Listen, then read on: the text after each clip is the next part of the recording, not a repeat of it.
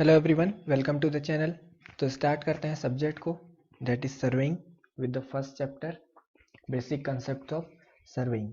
इस चैप्टर से हमको ये आइडिया लग जाएगा उन कॉन्सेप्ट्स का जो नेसेसरी है हमारे सब्जेक्ट को समझने के लिए, जैसे कि primary division, principle of survey, primary classification of survey work, maps and plan, scale, error due to wrong scale, sinkage of map, measuring scale, vernier, error, accuracy. तो ये सब टॉपिक हम लोग इस चैप्टर में देखने वाले हैं। कहने का मतलब है कि ये चैप्टर आपका एक बेस बनाएगा आने वाले चैप्टर्स को समझने के लिए। तो स्टार्ट करते हैं हम लोग अपने सर्वेइंग के डेफिनेशन से। Basically what is surveying?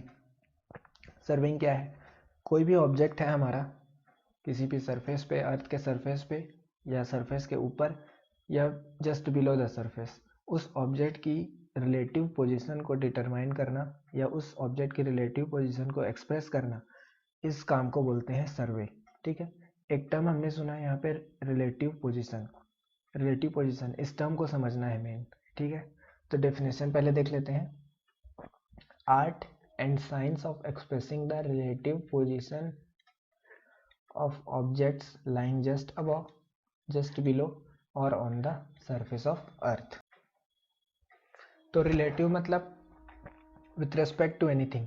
ठीक है, with respect to any fix thing. तो पोजीशन को डिटरमाइन करना है हमको विथ रेस्पेक्ट टू एनीथिंग। तो इसको एक एग्जांपल से समझते हैं। यहाँ एक मान लो एक मैन खड़ा है, ये अपने घर में लगी दीवार पे दो तस्वीरों को देख रहा है। ये पॉइंट ले लेते हैं बी, ये पॉइंट ले लेते हैं ए। ये है ग्राउंड लेवल और ये बना दिया वॉल। इसी इमेज का एक साइड व्यू दिखाते हैं। ये हो गई वॉल, ये ग्राउंड, ये मैन।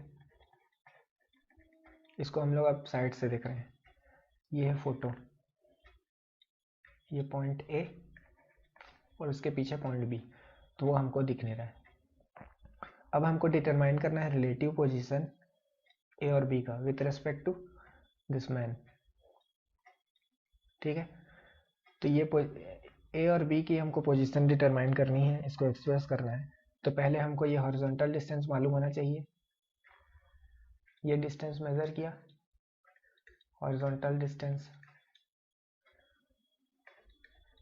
ये वाला हॉरिजॉन्टल डिस्टेंस। देन फिर हमको इस पॉइंट की हाइट पता होनी चाहिए with respect to ground. Ground से ये कितना ऊपर है, तो ये हाइट मेजर किया, इसको बोल दिए वर्टिकल डिस्टेंस। अब अगर ये इंसान फोटो को देखना चाहेगा तो ये सीधा देखेगा। सीधा अगर देखेगा तो इसको फोटो दिख जाएगा क्या? नहीं, इसके लिए क्या करना पड़ेगा, इसको अपने हेड को, मुंडी को रोटेट करना पड़ेगा ऊपर के डायरेक्शन में। इसने किया rotate, now he is able to see that point. तो ये एक एंगल बना रहा है। ठीक है, अपने इनिशियल पोजीशन और फाइनल पोजीशन के बीच में एक एंगल बना रहा है। इस एंगल को हम लोग क्या बोलेंगे? Vertical angle. ये वर्टिकल एंगल। सिमिलरली यहाँ से भी बी के लिए भी हॉरिजॉन्टल डिस्टेंस मेजर किया जाएगा और वर्टिकल डिस्टेंस मेजर किया जाएगा। अब अगर ये ए से बी को देखेगा, ए से ये बी को देखेगा, तो इसको कैसे करना पड़ेगा? अपने हेड को ऊपर उठाए उठाए ही राइट साइड में रोटेट करना पड़ेगा, ऐसा। ये रोटेट किया और यहाँ पे आ गया। अब ये देख रहा है पॉइंट बी को, तो ये जो एंगल बना, ये जो एंगल बना, इसको क्या बोलेंगे? Horizontal angle. ठीक है, क्या क्या चीज़ मेज़र कर लिए? Horizontal distance, vertical distance, vertical angle और हॉरिजॉन्टल एंगल। ठीक है, किसी भी पॉइंट को समझने के लिए, किसी भी पॉइंट के लिए ये चार चीज़ें पता कर लो, आपका सर्वे कंप्लीट। ठीक है, यही है रिलेटिव पोजीशन पता करना, और यही जब हम लोग पता कर लिए तो बोल देते हैं कि ये हो गया सर्वे। ठीक है, ये चार, this are the 4 basic measurement we take to determine the relative position. क्या क्या डिटरमाइन किए? हॉरिजॉन्टल डिस्टेंस,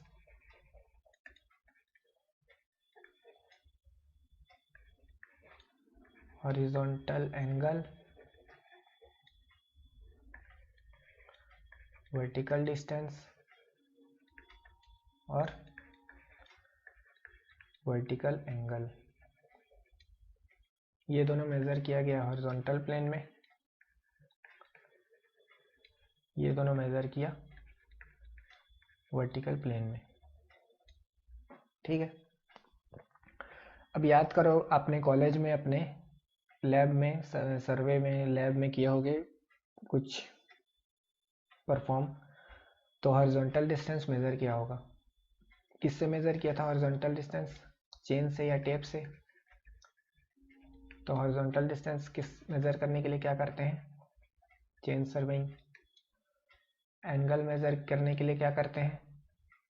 कंपास यूज करते हैं, कंपास सर्वेइंग। वर्टिकल डिस्टेंस कैसे मेजर करते हैं? By the process levelling. Staff की हाइट हम लोग पता करते हैं, एलिवेशन पता करते हैं लेवलिंग में। और वर्टिकल एंगल निकालते हैं हम लोग किसकी हेल्प से? थियोडोलाइट की हेल्प से।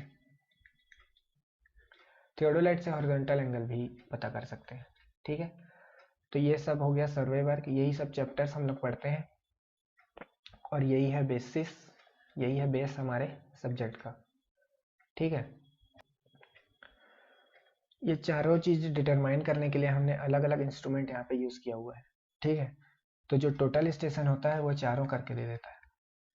टोटल स्टेशन से हम लोग ये सब मेजर कर लेते हैं, लेकिन टोटल स्टेशन का एक ड्रॉबैक है कि वो लार्ज एरिया के लिए यूज़फुल नहीं होता, 3 से 5 किलोमीटर तक ही मेजरमेंट के लिए ठीक है। ज़्यादा के लिए फिर हम लोग सैटेलाइट टेक्नोलॉजी का इस्तेमाल करते हैं। ठीक है, क्लियर है डेफिनेशन सर्वे का। रिलेटिव पोजीशन आपको डिटरमाइन करना है with respect to any fix thing. Okay, तो अब नेक्स्ट है हमारा objectives of survey. Objective survey मतलब पर्पस ऑफ सर्वे, कि क्यों करते हैं हम लोग सर्वे। तो बेसिकली 3 ऑब्जेक्टिव हैं सर्वे करने के। To prepare maps and plan, calculate area and volume, to set out the work on field. To prepare map and plan, first को पहले देखते हैं। कोई भी सर्वे वर्क हम लोग परफॉर्म करेंगे, चाहे कंपास सर्वे हो या चेन सर्वे हो, फाइनली हम लोग उसको मैप या प्लान बनाते हैं। ठीक है, ग्राउंड पे जो भी हमने सर्वे वर्क परफॉर्म किया उसको सर्वे वर्क करके उसका हम लोग मैप या फिर प्लान बनाते हैं। जैसे कॉलेज टाइम में आप लोग ने चेन सर्वे किया होगा। कैसे करते थे चेन सर्वे? ग्राउंड में जाते थे, रेंजिंग रोड लगे होते थे ग्राउंड में, उनके बीच के डिस्टेंस हम लोग मेज़र करते थे। फिर एक दोस्त हमारा उसको फील्ड बुक में नोट कर रहा होता था।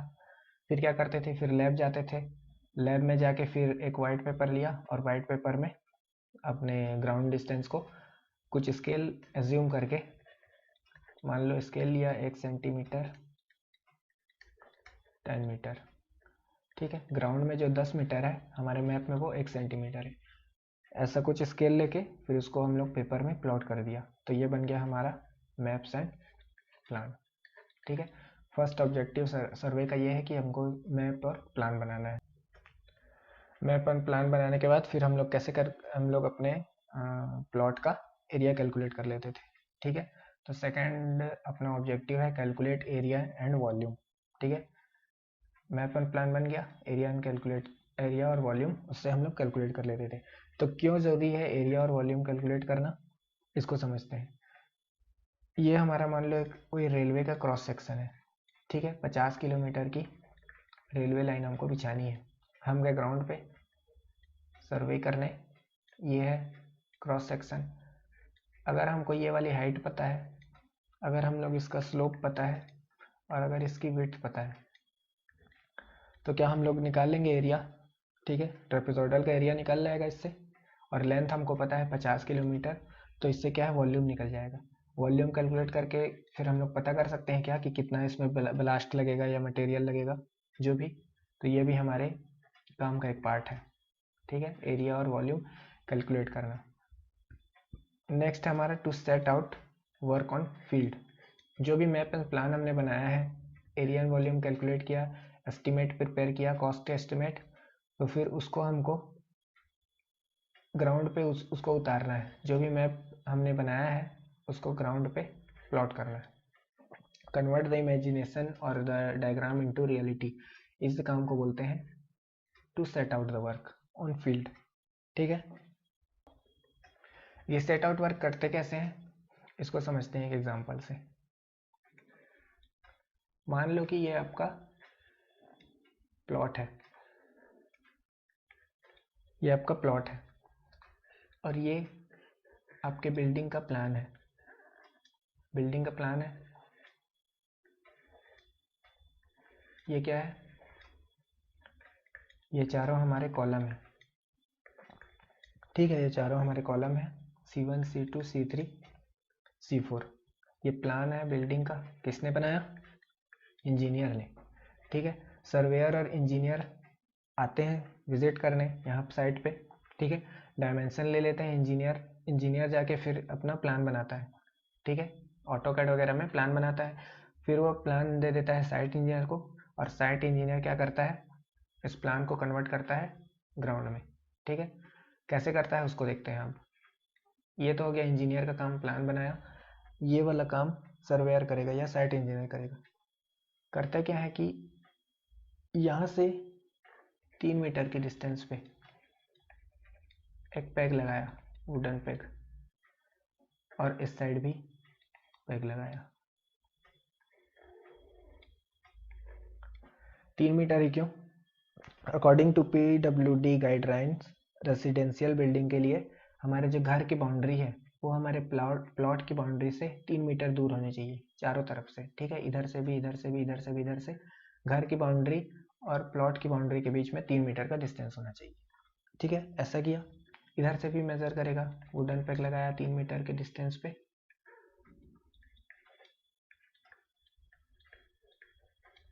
इधर से भी,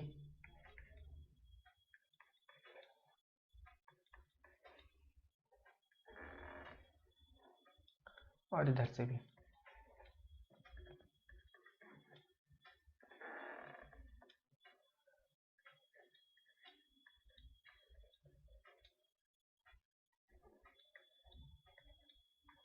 चारों तरफ से आपका। अब अपने को यहाँ पे 4 ठो इंटरसेक्शन दिख रहा है।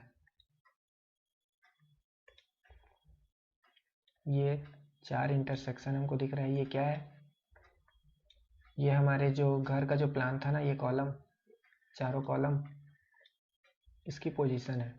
यहाँ पे कॉलम रहेगा अपना C1 C2 C3 C4।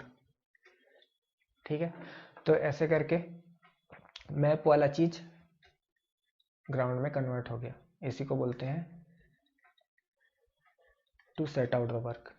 ठीक है, ये था हमारे सर्वेइंग का ऑब्जेक्टिव।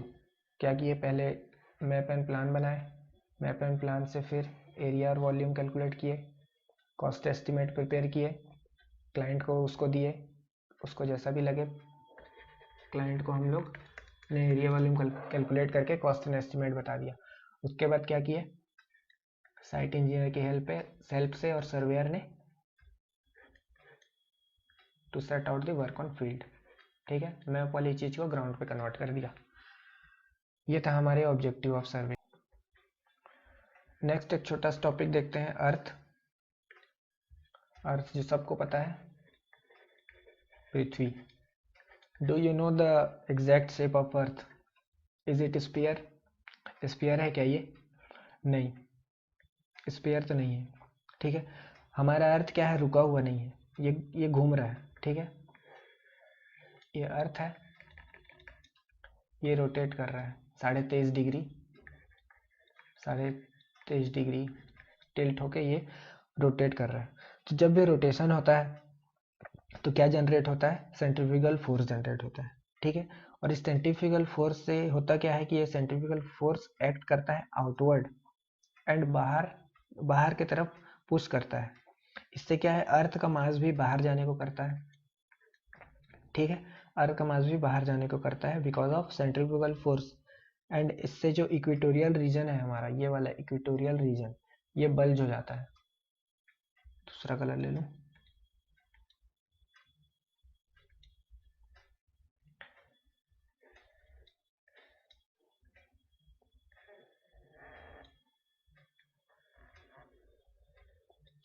ये बाहर इक्वेटोरियल रीजन बल्ज हो जाता है और अपना पोलार रीजन है वो थोड़ा फ्लैटर हो जाता है। ठीक है, तो ये जो येलो कलर का दिख रहा है, ठीक से तो बना नहीं है, लेकिन ये होता है हमारे एक्चुअल अर्थ का शेप। ठीक है, ये होता है अर्थ का एक्चुअल शेप। इसको क्या बोलते हैं? ऑब्लेट स्फेरॉइड, कद्दू जैसे शेप का है हमारा अर्थ का शेप। ठीक है, अब यहाँ आपको डायमीटर दिख रही होगी जो कि कांस्टेंट तो नहीं है। अगर स्फीयर होती तो डायमीटर कांस्टेंट होता है, लेकिन यहाँ पे क्या है, इक्वेटोरियल रीजन में डायमीटर बड़ा है। Diameter at equatorial region is greater than diameter in polar region, मतलब पोल टू पोल की डायमीटर देखेंगे तो ये कम है as compare to equatorial region की डायमीटर। ठीक है, पोल टू पोल डायमीटर कितना होता है? 12713.8 किलोमीटर। और इक्वेटोरियल रीजन का डायमीटर कितना होता है? पोल टू पोल वाला डायमीटर, मतलब कि ये वाला, प्लस 42.95 किलोमीटर। तो ये इस इक्वेटोरियल वाला कितना ज़्यादा है इससे? 42.95 किलोमीटर। ठीक है, ये भी क्वेश्चन पूछ सकता है कि दोनों डायमीटर के बीच में डिफरेंस कितना है, तो ये है डिफरेंस। परसेंटेज में बात करें, परसेंटेज डिफरेंस, तो ये होता है 0.34। बट हमारे सर्वे वर्क में जब हम लोग अर्थ को स्फीयर एज्यूम करते हैं, ठीक है, हमारे सर्वे में हम लोग प्रॉब्लम कैलकुलेशन के लिए स्फीयर एज्यूम करते हैं और रेडियस कितनी लेके चलते हैं? 6370 किलोमीटर। वेरेंग डायमीटर लेंगे तो फिर प्रॉब्लम सॉल्व करना थोड़ा मुश्किल हो जाएगा। ठीक है, इसलिए डायमीटर को वेरेंग कंसिडर नहीं करते, कांस्टेंट कंसिडर करते हैं।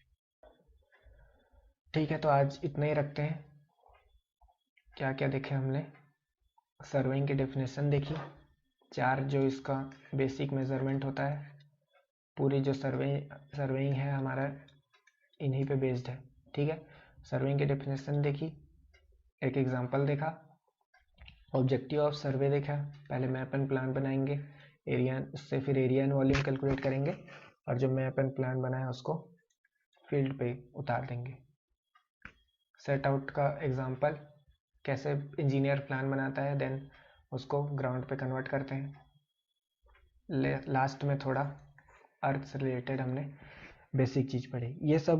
ये सब बेसिक चीज़ आपको आने वाले लेक्चर्स में काम आने वाली है। कल क्या देखेंगे हम लोग? प्राइमरी डिवीजन ऑफ सर्वे देख लेंगे और प्रिंसिपल ऑफ सर्वेइंग देख लेंगे। ठीक है, प्रिंसिपल ऑफ सर्वेइंग थोड़ा डिटेल में समझेंगे। ओके देन, आज के लिए इतना ही। Thank you everyone.